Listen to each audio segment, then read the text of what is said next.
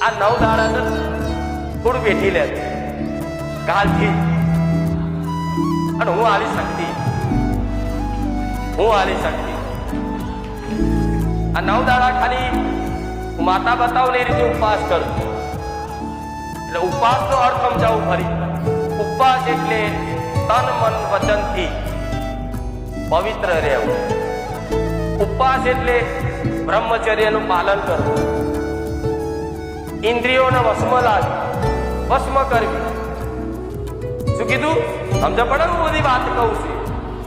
હા આ 9 દાડા કદાચ આમ તો તમે કદાચ નહીં રાખી શકો પણ 9 દાડા ઇન્દ્રિયો વશમાં રાખવી